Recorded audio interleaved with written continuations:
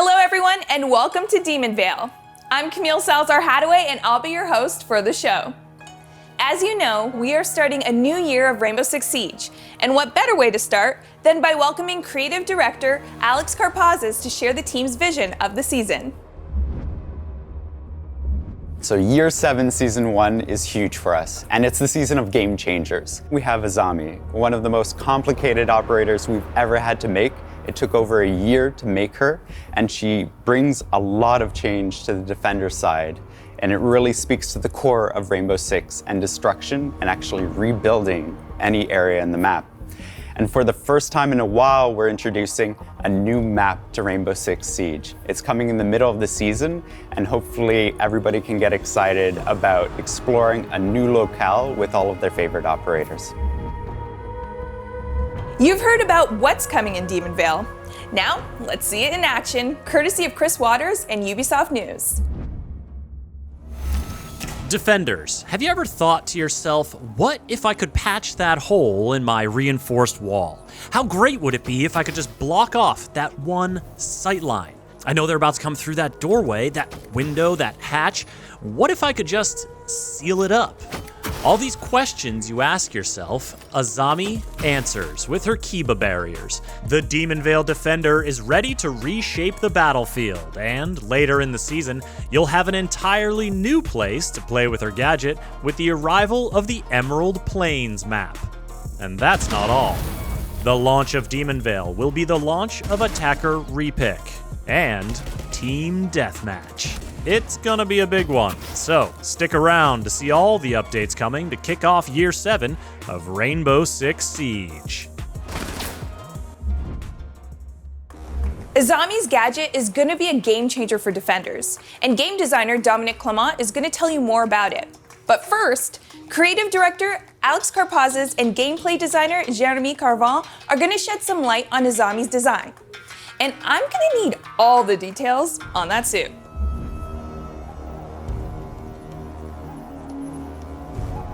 When we looked at Azami's visual identity, we actually looked towards the Japanese security police. So these are bodyguards that protect VIPs that are both domestic and international. But Azami is actually in the private sector. So we wanted to take a bit of liberty with her outfit, make sure that she can express that kind of duality of her nature. And that's how we ended up with this striking suit that Azami's wearing. When we wanted to talk about Azami's visuals, specifically her face mask, we wanted a bit of mystery there for her. This is a piece of fashion in Japanese culture that's existed forever, and we wanted to make use of it. So it was an ideal way of showcasing her kind of more hidden side. It's the first time in a while that we've actually hidden the face of a female operator, and this was kind of a unique opportunity for us to do that.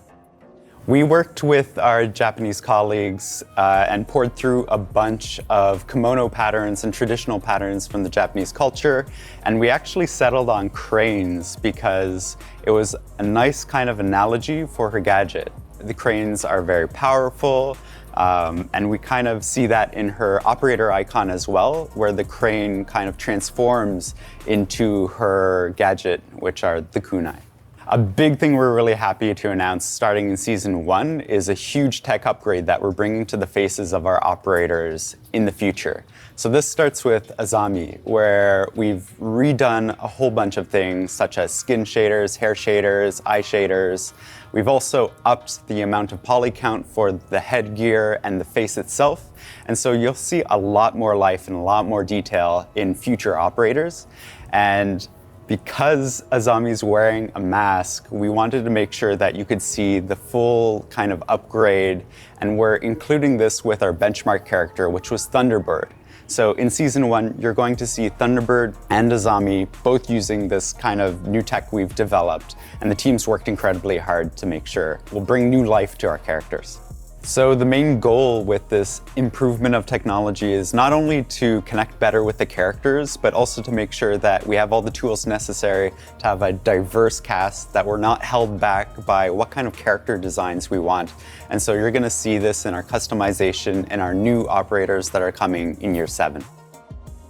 I think the first part when we try to design a gadget is to really understand what is the gameplay mechanics behind it. What we were looking for was something super sharp, something that can stick into a wall, like pierce the wall and stay in place into it. The kunai came pretty naturally. That's a very, very iconic shape. And when we saw it, we knew that that was the thing we were looking for. The second part is the patch. For the patch, we were looking for something that can adapt to a lot of different situations, like collisions and props and so on. And so we went to internet and we were looking for the chemical reactions that we can find. And we found one that transformed a gas into something solid. And we decided to take that road. And that's why on the kunai, we added these two canisters. So one is for the gas and the other is the compound that solidifies the gas. And finally, the last part is the arm mechanism. Azami is a bodyguard. She's a very high fashion operator. So we thought that it was cool to hide something on her arm to add this mechanic to our dressing. So for the very first time in Siege history, we're going to have an operator that can patch up holes. Azami brings the Kiba barriers, which are a kunai-shaped device that you can throw, and when it sticks, it will release a gas that will quickly solidify into a bulletproof surface. So the idea of having an operator that can patch up holes is something that comes up pretty much every time you ask someone to come up with an idea for an operator.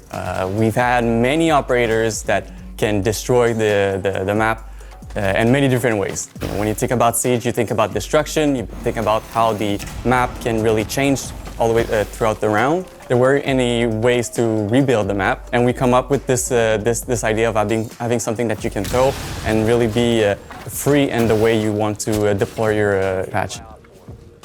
The role of Azami is really an anchor. You know, she's an architect, so you want her close to the objective. You want her close to your anchor players so she can provide the necessary cover for them. You want her close to the walls that you're gonna expect some form of breach. So you want her on site. That's where she's the strongest.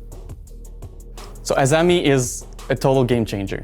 Literally. For the first time and ever, the defenders can actually protect themselves from vertical play, which is something that was never possible before. If you had a buck or a sledge right above you, making holes on the floor, you were kind of, in panic and you had to run away, you had to get out of there. There wasn't anything you could do, but now you can. Now you can throw a patch, you can throw a Kiba barrier there and actually provide you with some real cover vertically, which is something that it's completely new for Siege. You can patch a ace hole, Ibana hole, anything you can think of. You can also even patch up a hatch that's been open. The possibilities are really endless, and it's really something that would completely change the game. We're sure of that. So the loadout for Azami, in terms of primary, she's equipped with the 9x19 SVN, which is the SMG that most people would know as Capcan's SMG. On other option, you can also bring the ACS-12, which is the sort of like auto shotgun that you can see on Maestro and Alibi. And secondary weapon, she brings the D50. In terms of generic gadget, she brings the impact grenades and barbed wires.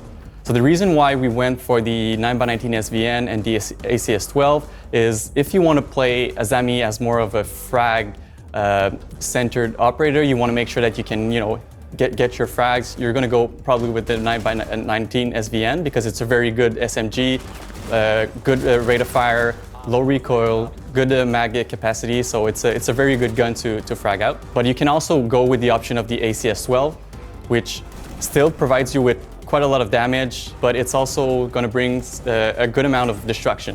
So for an architect, it's a very useful tool. The D50, it also brings a decent amount of destruction. So again, for an architect, it's a good thing to bring. The impact grenades, well, for someone that reshapes the map, it's kind of like a must-have. And we also gave her the barbed wires because the barbed wires are a very useful tool to reshape the flow of the attack. She works really, really well with operators like bandits because she can provide covers that weren't existing before. She can create bulletproof surfaces that can really protect a bandit that's actively trying to ban trick. Considering that you can use the gadget on pretty much any surfaces, you can also use it to block drone holes. If you have few areas on different maps like Consulate, where a garage door, it's the big door that's usually a bandit trying to bandit trick, and it's a very vulnerable place, and there's a drone right next to you that's begging to have a Twitch drone go through, a grenade go through, and really deal damage to your bandit. But with this gadget, you can actually block that hole, you can block the yellow stairs, and provide your bandit with plenty of cover to actively bandit trick and be relatively safe, actually. In addition, she can also work really well with Mira. With her gadget, she can actually create half reinforced wall. It's not the same as like an actual reinforced wall, but you can place it on the soft wall, so you can really create some really exciting new ways of setting your defense. Since the gadget is bulletproof, it's going to be a very good, useful tool to protect you, but you can't really rely too much on it because it's also very easy to deal with. Any explosive will destroy the gadget. It also can be destroyed by 3 melee hits if you don't have any explosives at your disposal. Your best bet to really deal with this gadget is to bring operators like Zofia, Ash. These are very useful operators that can destroy the gadget from afar with their gadget. You can also bring Flores. Flores is also a very good operator for this gadget because with one RC drone, you can destroy a whole cluster of them. And otherwise, your classic, your grenade, and again, pretty much any form of explosives will destroy them really easily. So you can rely on the gadget to protect you from bullet, but you have to be careful that it's not going to be permanently on the map. Attackers will have a relatively easy way to deal with them. So it's a temporary fixture. So many players will tell you that Velvet Shell is probably one of their favorite season. One of the reasons for this is because we introduced Mira, which was a huge change for the meta, and a huge change for the way people actually played the game. And we're kind of hoping for the same thing with Azami. She brings such a exciting and such of a creative gadget that we're really hoping to see the game kind of like switch into a completely different ways of defending and completely different ways of setting your different sites and different defense. And it's very exciting operators to introduce into the game. In addition to the new operator, Demon Veil is bringing back something I know you all are excited to see: a new map. Let's get a close look at where you'll soon be having close encounters. Here's level designer Josem L. Rene.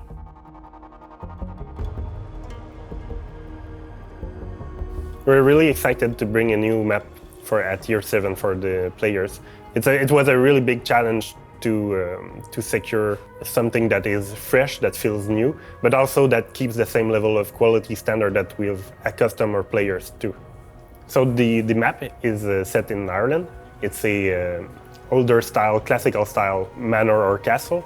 It was made into a country club for the elites of the world. First floor was modernized for the enjoyment of the guests, but the second floor has still a more classical style for the private, the elites, and maybe the shady deals they do there.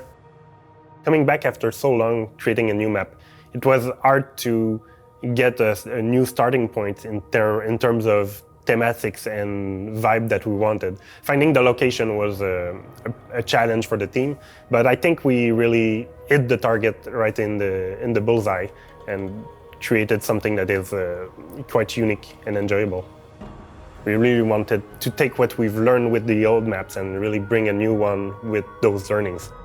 I really like when I know where I am, I know what is coming next. That's something that is really important to make a map enjoyable, is that it's easy to learn. And the faster you get to know the map, the faster you'll get enjoyment out of it. And that's what we strove for. During High Caliber, the team debuted the lab test server with Team Deathmatch and Attacker Repick. For more on how that went, welcome back Deanna Stanley and a couple of familiar faces.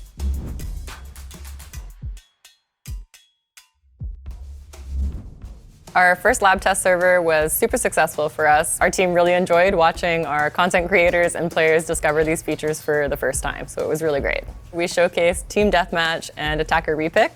The reaction we got from the community was really positive, so we're going to be able to announce today what's coming for those two features.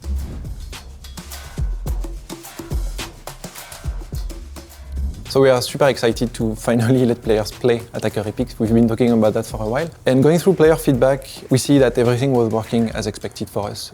It was easy to use, the technical aspects were working as well. It's obviously a big meta change, but we'll monitor that during the live phase. We will be able to tweak anything if needed. I think it's very important to have it finally available to start the new year. And I think it will be very exciting to see how it changes the distribution and the way players play the game, especially in attack. We were happy to release the Attacker Repick in the lab TS because it's a very special environment. You don't have to test other features, and so that allows us to have feedback like very focused on that feature. So that helped us a lot trying to know what was working and what wasn't working in the feature. So yeah, thank you to everyone that played on the lab test server. It made a huge difference for us, gave us the confidence to be able to release that feature. We're really thankful for that.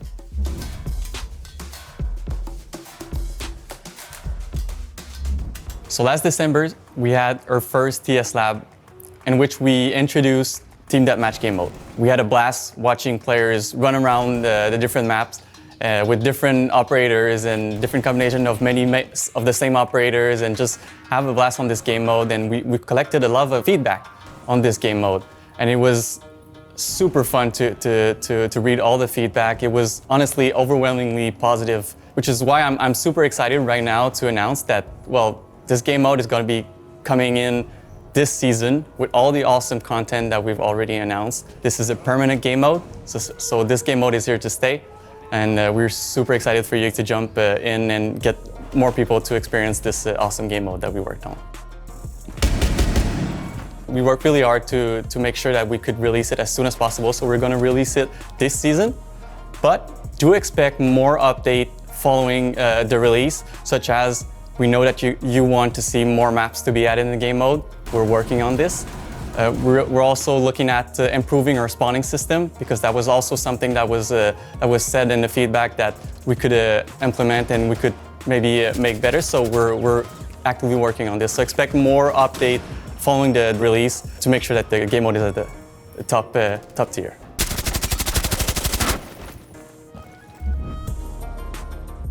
Okay, this next one is for folks who play as Goyo, or who play against Goyo.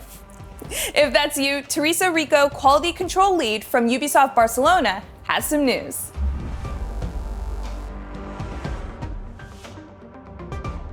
Currently, Goyo's explosive canister is attached to a deployable shield, which allows defenders to use the gadget more aggressively and hold the strong positions from behind the shield. The main issue we've spotted with the current system was that Goyo was picked mainly because of the shield. And the meta evolved in a way that he became an issue for competitive, because attackers needed a lot of explosive and utility just to deal with him. Additionally, he was designed to be an alternative for a smoke, but he wasn't used like that. The main change we are introducing in Goyo is removing the shield. So now the gadget will be only the explosive canister.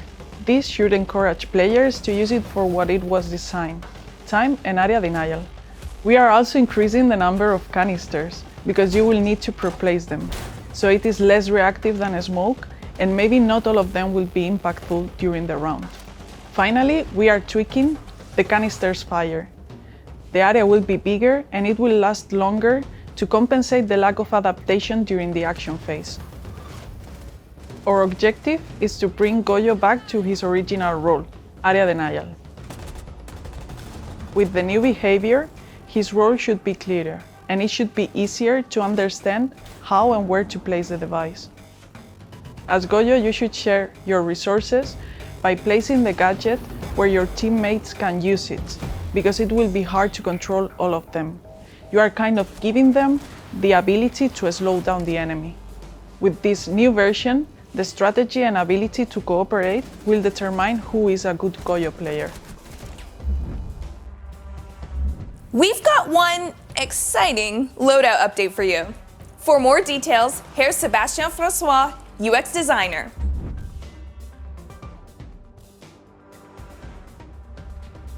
So when we released new sights and scope in Year 5 Season 3, we opted to to distribute them in a way that would make each operator loadout feel special and unique. But we realized that players felt frustrated that they didn't have access to all the sights on any weapon. So what we're doing next season is that we're going to give you access to all 1x sights on all primary weapons. So you will be able to choose any sights that you prefer and engage in gunfights in a comfortable way.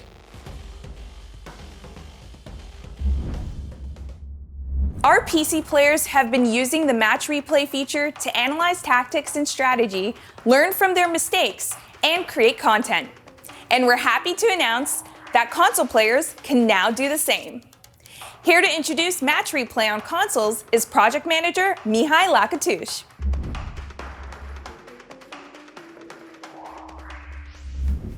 Yes, indeed, you heard it right. Match replay is coming to console finally. We're so happy to give this feature to our console players. We've been waiting for a long time. I know they've been waiting also for a long time, so we're pretty excited and happy to offer this feature with the new season that is coming.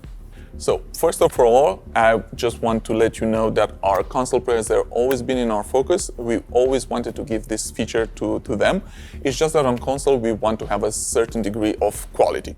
So if you remember when we first released Match Replay on PC, it was in an alpha version, meaning it was in a rough state. But since then, we improved a lot. We did a lot of optimizations and, we added new features to it. So we believe now we're in a better spot. The development was a bit tricky, just because Rainbow Six, it's a very complex game that has a lot of underlying systems like, for sounds, for visual effects, for distraction, you name it. What we're doing, we're taking each system one by one and we make sure we can record it and play it back accurately. And this will translate in taking a lot of time. So this is why there was a delay between PC and console.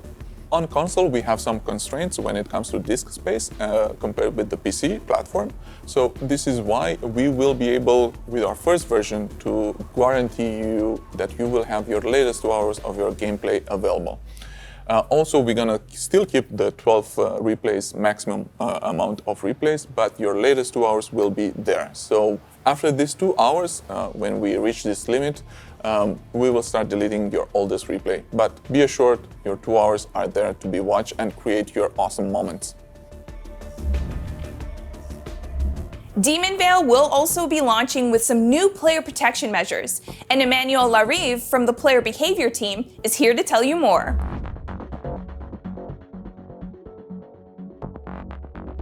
Player protection is a subject that is really important for us at Ubisoft, but also at Rainbow Six Siege. With Season 1 launch, it will be mandatory to have your phone number added to your account to play the ranked game mode. For that, it will help us to fight against smurfing and also alleviate some cheating cases. Last season, you met associate producer Deanna Stanley as she presented our new R6 Fix platform. Now, she's back to sweeten the deal for everyone out there, making Siege a better game.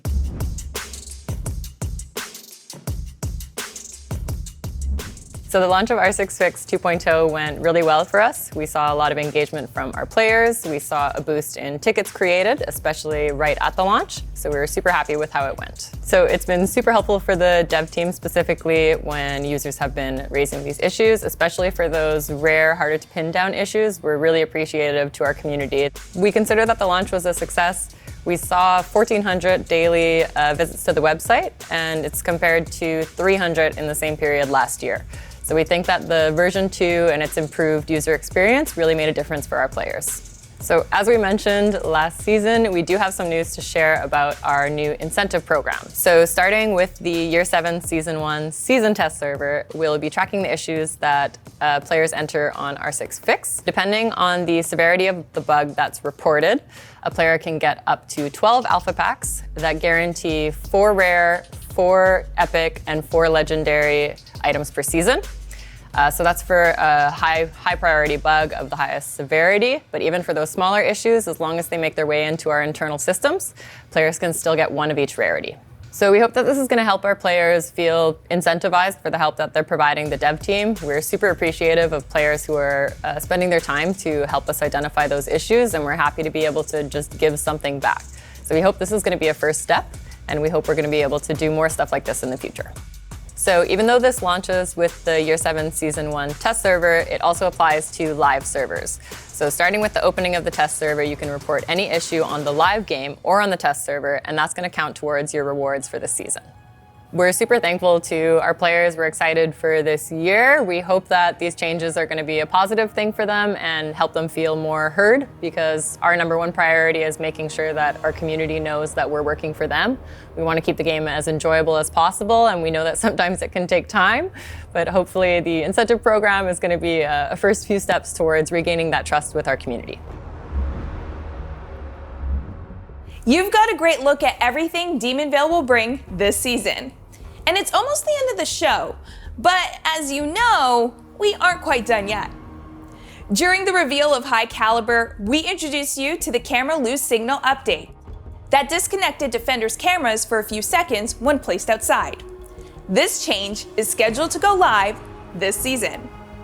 Experience all the content dropping with Demonvale on February 21st. And one more thing, here's an exclusive elite skin for Nomad. Enjoy.